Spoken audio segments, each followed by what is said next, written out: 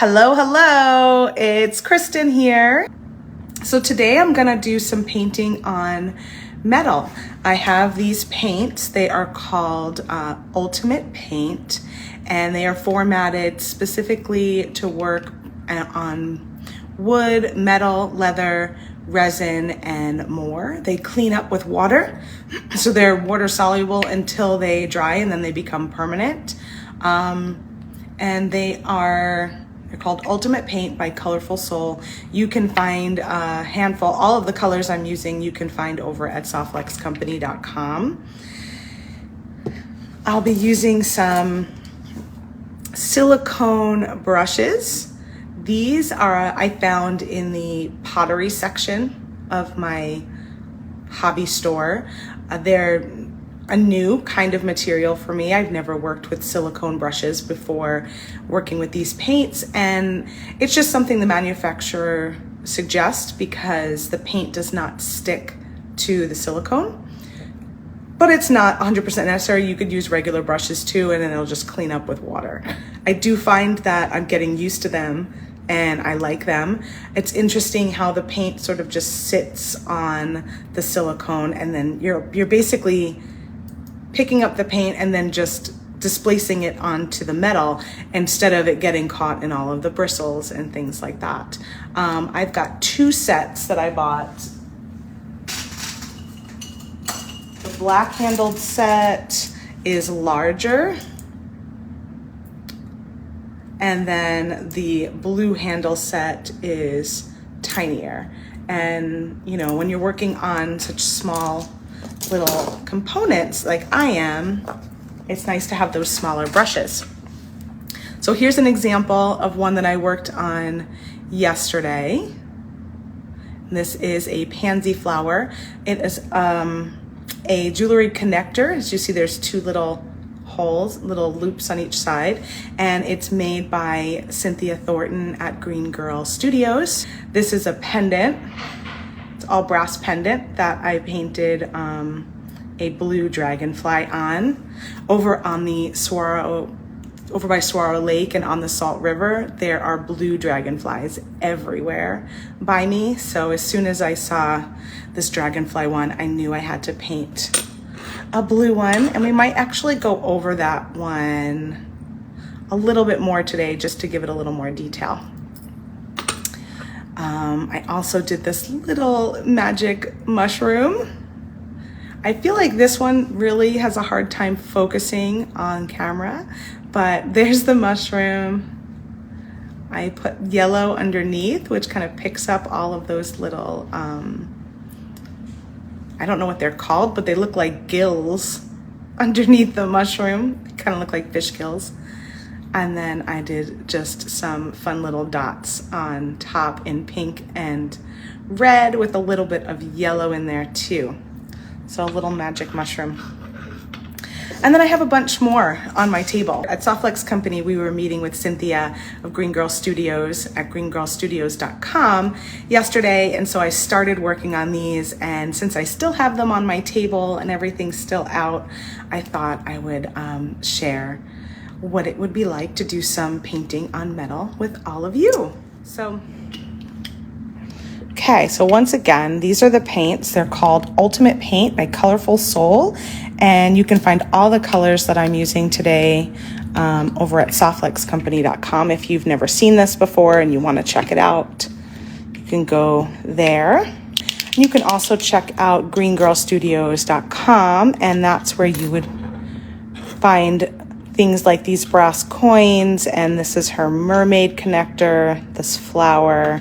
I love this guy and think I want to paint him today. But she has a very large catalog and collection of things, so she might not have everything in stock that I'm sharing with you, but everything she has is magical. So you'll just hear me, I'm shaking up all of my paint. These paints have to be really shooken up hard, because they do kind of separate, as you can see here. This is the amethyst color, separates. So you want to give it a good shake. I really am interested in painting this one. This is pewter. What color do you think I should go with? I'm feeling like I'm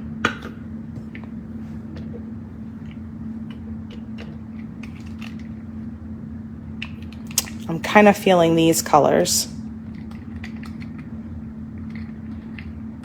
in the blue and green family. We've got green opal, lapis, blue fluorite, and emerald.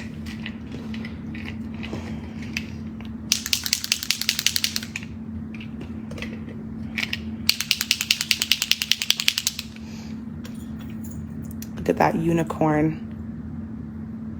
That one's really fun too.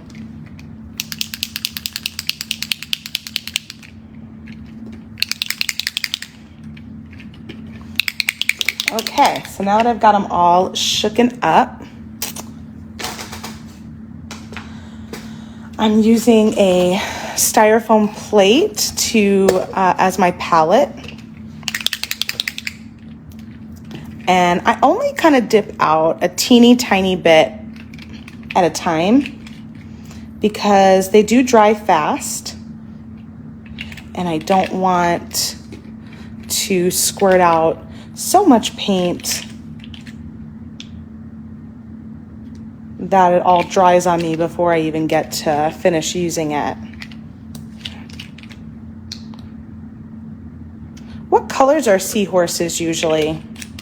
Are they more like orangey color, I think? I'm sure I'll end up putting this in a sea-inspired design, so I'm thinking about those blues and greens. So first thing I'm gonna do is just use my little chamois.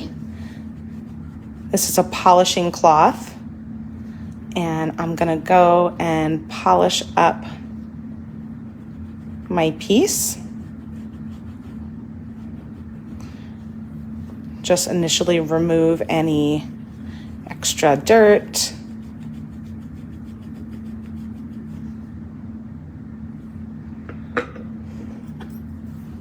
Let me see what happens when I do this on top of paint that I've already done.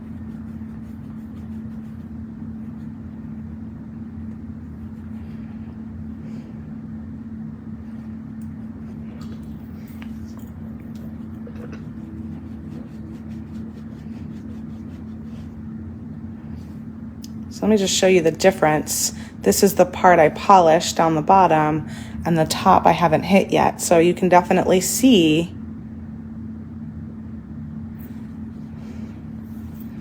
a change in color. And that's just because there's sometimes a little grit left from the manufacturing process and making of it, plus handling it and being in my bead stash.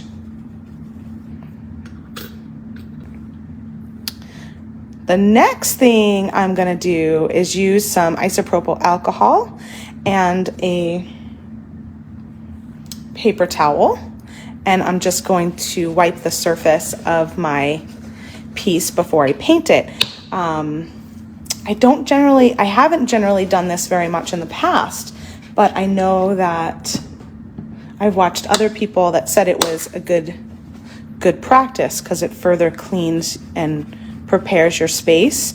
And after doing it yesterday, I would agree that it is really nice. I feel like the paint takes to it a bit better. So I'm gonna go ahead and use, which one? I tend to like this one because it's got a nice little point here. It's one of the larger brushes. But it's nice to start out with a larger brush and then go smaller. And the colors I pulled out were lapis, blue fluorite, emerald, and green opal. Ooh, I always get nervous with the first pass. No, you don't need more, right? At least these are very tiny little bottles. And, and jewelry components are very small to play with, but I understand you don't need any more.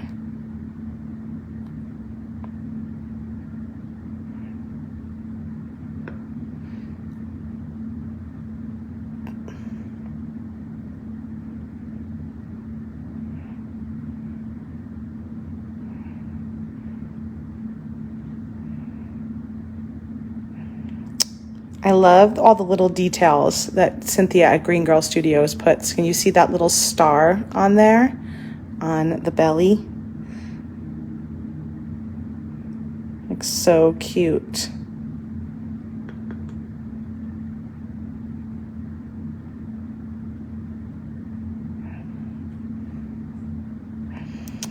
And I find that I like to kind of, I like to layer up in a lot of my art. So I guess it's normal for me to feel like I want to do a little bit and then layer on top.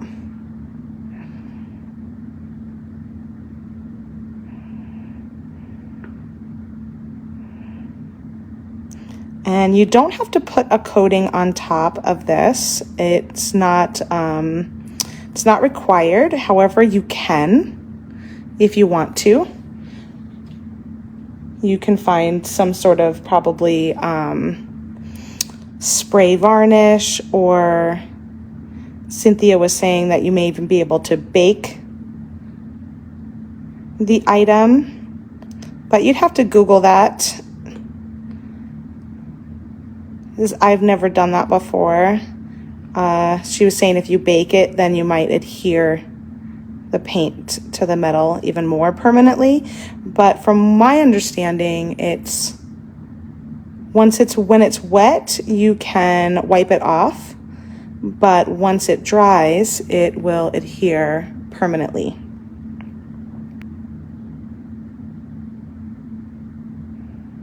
And there's always so many details on these beautiful pieces that I almost don't want to do too much paint because I don't want to flatten out all of those details.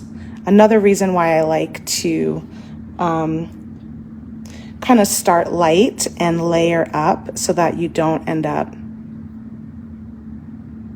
just globbing on too much paint. And I might feel differently on different pieces, but when there's so much detail, I like when there's just like a little, almost like a wash, you know, like a whitewash. So the color I'm using right now is the green fluorite color.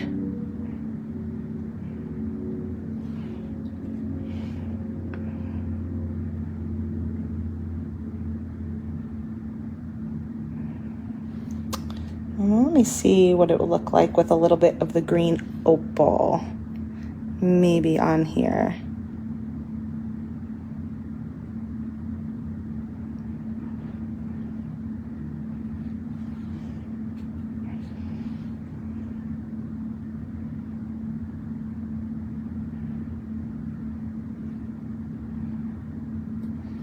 Ooh, I like that. I like that with a little bit of that green, that lighter green opal on top of the green fluorite.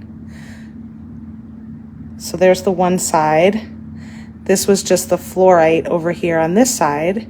So you could see how that green opal, a little bit lighter on top, really kind of pops. Okay, let's see here. Let's do that on this side too.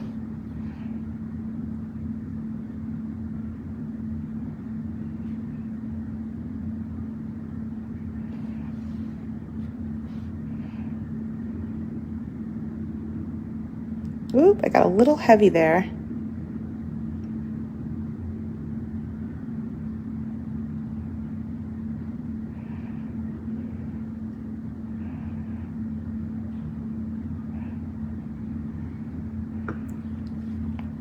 So because I got a little heavy there, I'm gonna grab this paper towel that still has a little bit of alcohol on it.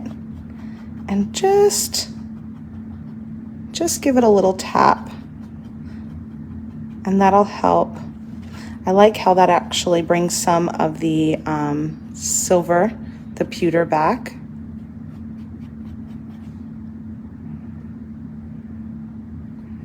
I'll do that on this side too. And you got to make sure to do that before it's fully dry. I think once it's fully dry, you could probably take a little sandpaper, very light sandpaper to it.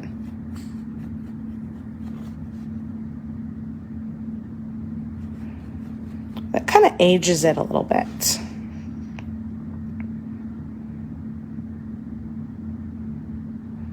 So I'm going to probably do this little wing next.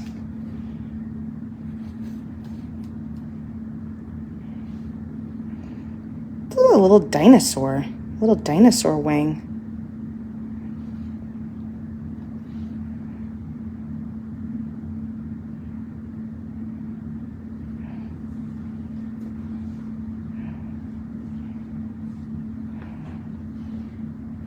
And I'm just doing the same colors here. I'm doing the fluorite first, and then a little touch of the green opal second. Maybe I'll come back and do a little of that green opal on the belly too. You can always just do it right kind of in the center of the belly.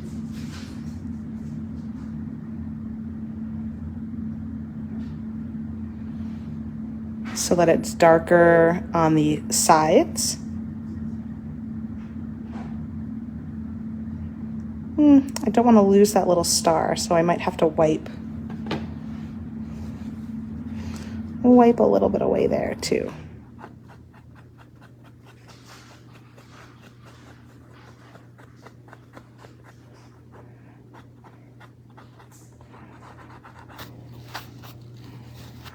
If you're ever nervous about doing things like this, like just know that if you change your mind while it's still wet, you can just wipe a little bit away.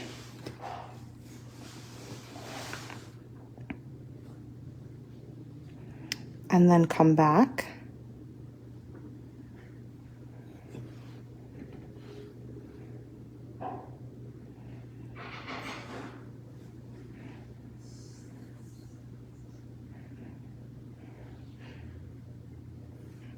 Ooh, and let's do his little eye.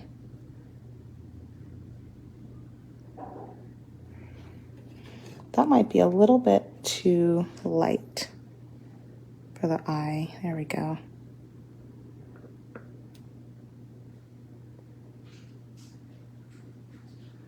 Ah, so fun. All right, I'm gonna put that one down for a second and let some of that dry. And I'm gonna come back to this dragonfly, since I have some of this blue on my palette here. And I just want to add a little bit of more of that darker blue on there.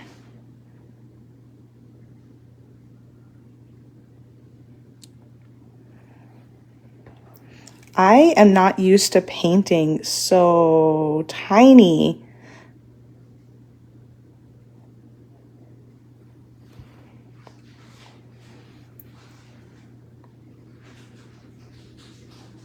So it's definitely a fun challenge, or has been, and I've for sure made some mistakes.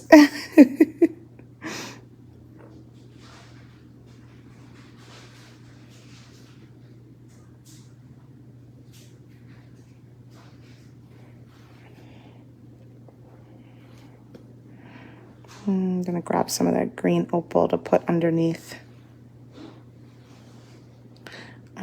the wing. So I started this one yesterday and then let it dry, and then now I'm kind of coming back to it to add another layer.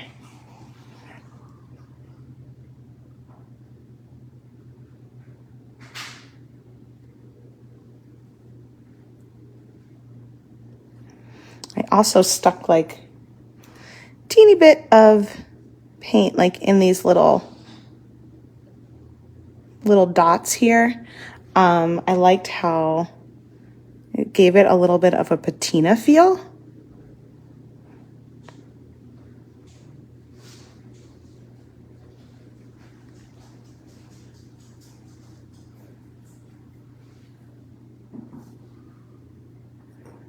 And I'm just gonna do like I'm just gonna kind of, what's the word? Scribble it maybe? Scrunch it. Real,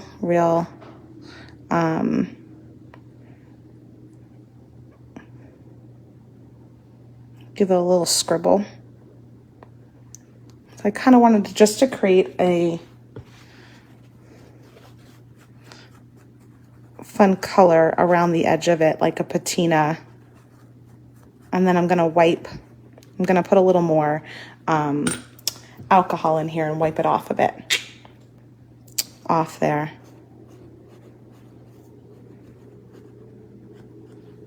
But I have painted directly on the surface without prepping them, with good results. I just did feel like, especially on metal, that the alcohol really gave it a nice surface. It like accepted the paint a little more easily, because the oils from your fingers or just from even being in, you know, before they ship out, wherever they are, could stop the paint from sticking to the metal. So the alcohol helps to kind of clear that up. What do you think of that extra smudging around the edges? I wasn't sure, and I just kind of went with it to try it out. I feel like it adds a little something fun. This is a flower I did yesterday, and I don't think I have to do anything to this. I think it's pretty much done.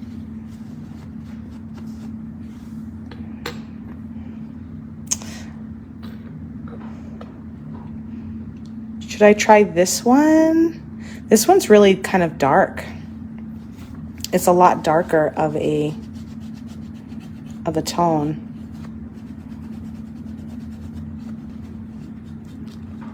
Okay, so I just have the alcohol on here and I'm wiping this one, and you can see that it's definitely brightening up those raised bits.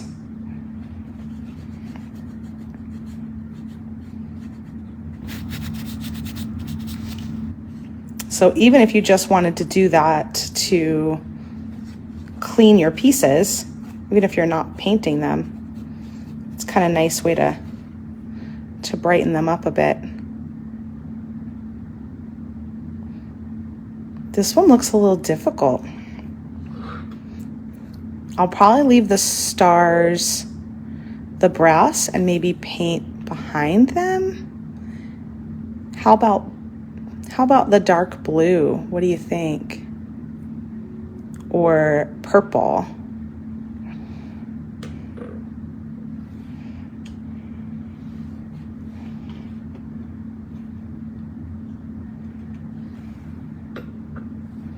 I'll start with the dark blue because I've got that here.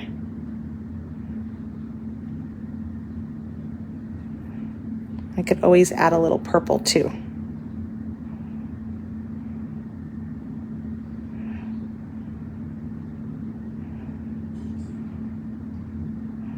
So aside from jewelry pieces, what other metal things do you think, can you think of that we could paint?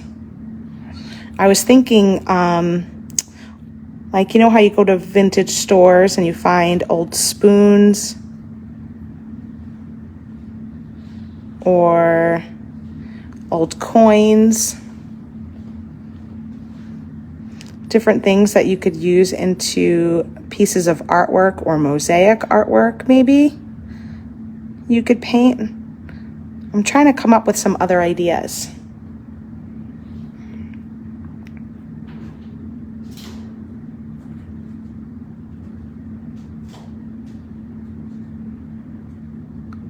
Maybe some garden sculptures, or like little Oh, metal picture frames, Julie. Yes, that is a great idea. Well, I'm gonna have to look for that the next time I'm at the thrift store. It would even be really cute if they were tiny ones. I guess I'm in a tiny mode at the moment. Yeah, metal picture frames would be great.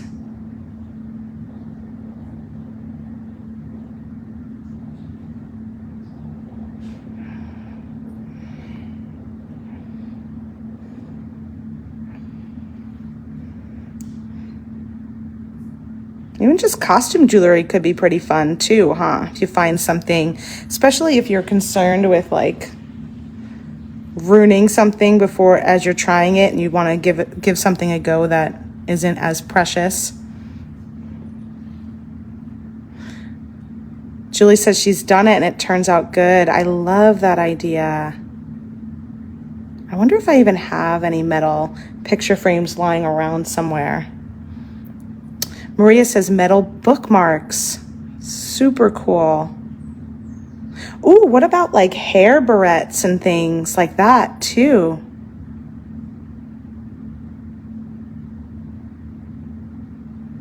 Like hair clips.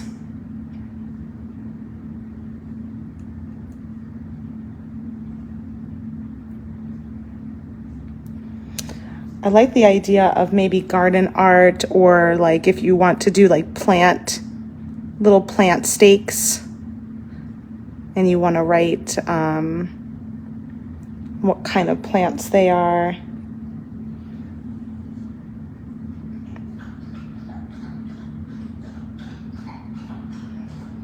Should I keep it blue or should I add a little purple into the night sky behind her? Hair chopsticks. Yes.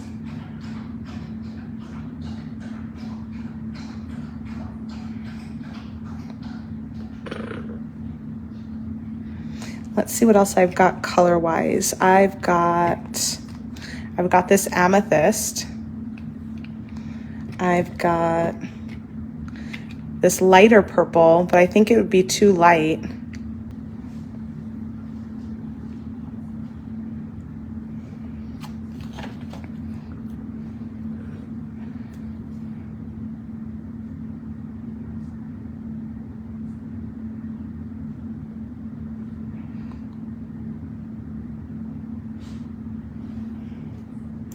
And I'll see if you can see this at all or if I have to kind of go lighter, but it's always easier to lighten something up. So I like to start with a darker version of the colors in the background first, and then you can always add the lighter on top. That's just my preference anyway. I think it adds a nice depth too when you've got like the darker color behind something lighter.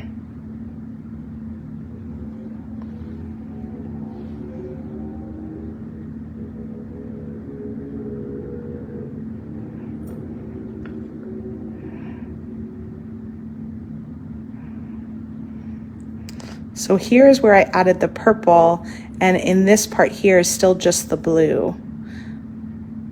So what do you think of the two-tone, the blue and the purple versus just the blue?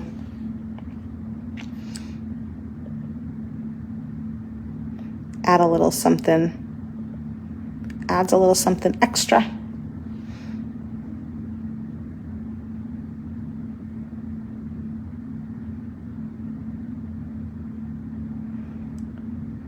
Next, I gotta figure out what to do with her.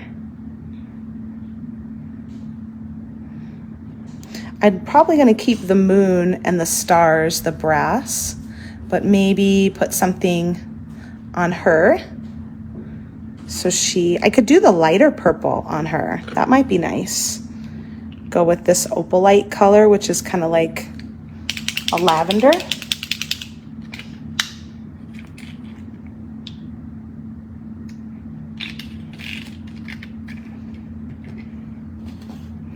So that's what it looks like out of the jar. I could always take a little bit of this purple too and add it over here to again make it just a little bit darker. And now I've got these two colors I can work with on her.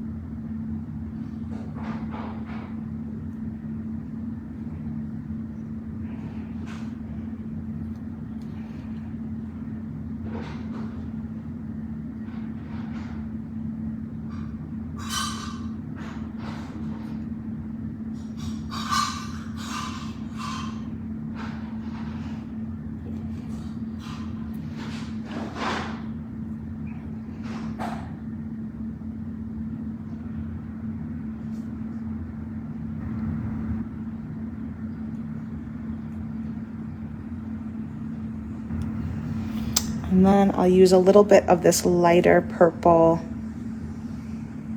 I think, in her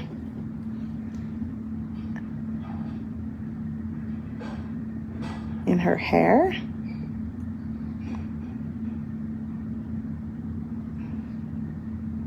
I don't know if that's her hair or if it's like a kind of flowy dress or scarf-like kind of thing. I was thinking it was her hair.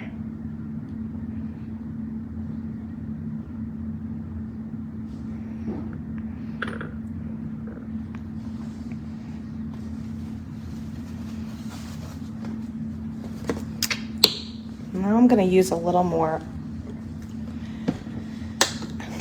alcohol on a paper towel and just kind of tap in very lightly some of the raised areas. And if you go too far and you take off too much, you can just add more paint.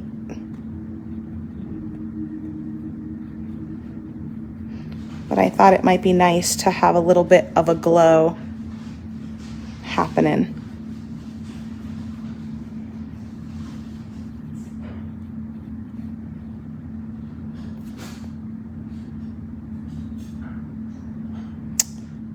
Cool. I've been using these colors, these like blues and purples, so much lately in my painting, to the point where I was like, I need to take a break and use a different color scheme. And I'm just gonna go all the way around the edge too.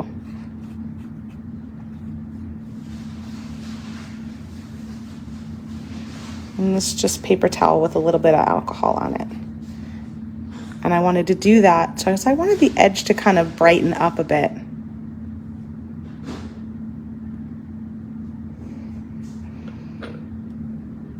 So that one looks done.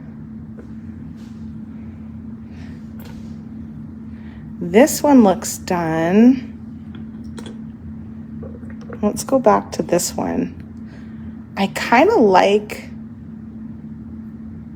that it's a little minimalist, but I'm also thinking about adding like a dark green around the outside.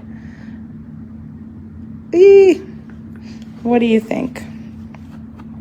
Part of me likes that it's got a lot of the pewter.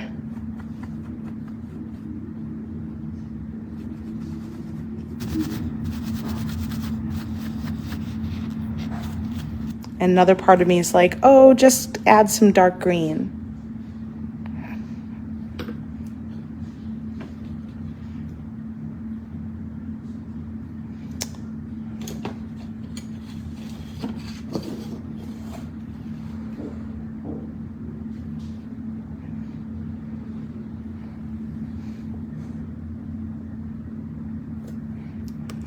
Let's try it.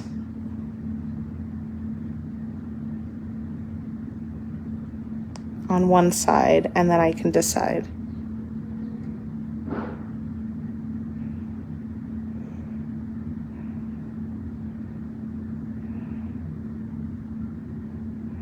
This is emerald that I just picked up right here.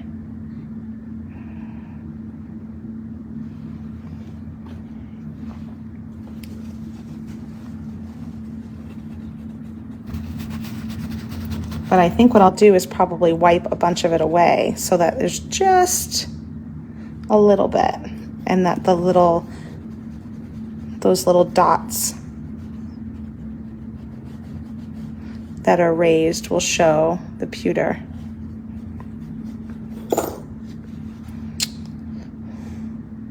So what do you think? There's that side, or should I have left it?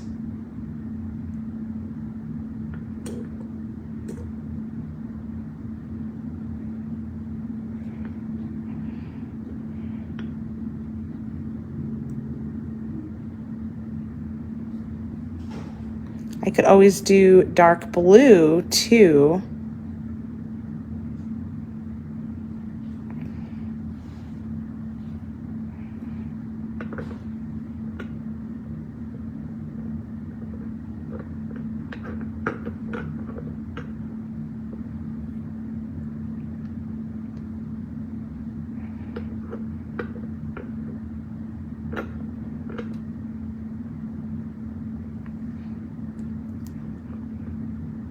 Does he look too much like a dragon?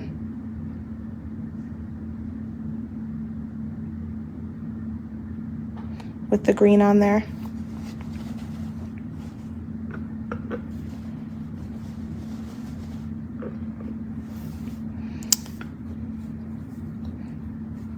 Yeah, I feel like I do too, Maria. So let's see if I can get a bunch of that green off. So there's just a little bit. Sometimes you just have to try it.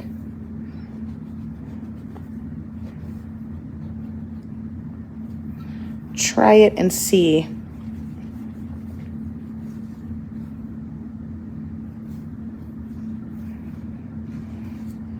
So I think what I'll do now is just come back with that fluorite and that green opal on the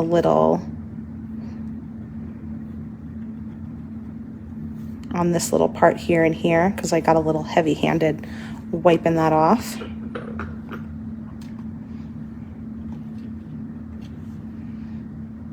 And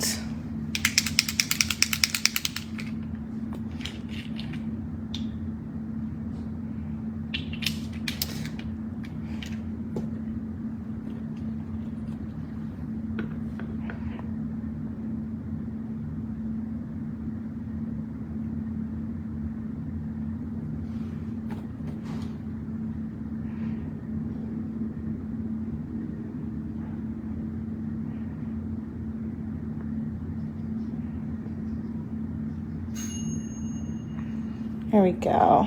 We'll just do the fluorite and a little touch of the green opal again.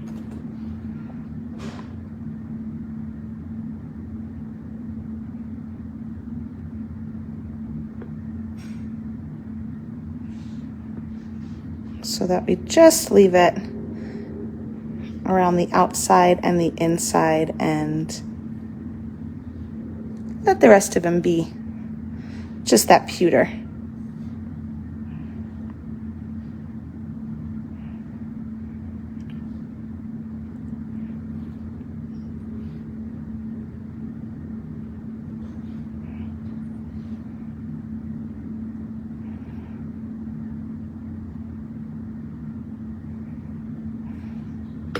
All right, so I think that's it for me today. I hope you enjoyed something a little different, a little painting on metal today. So have a wonderful rest of your day. I hope you have a creative weekend, and I will see you again real soon here. Please catch me on the Softlex Company YouTube channel and Facebook page every Monday doing a jewelry project at 1 p.m. All right. Bye, everyone.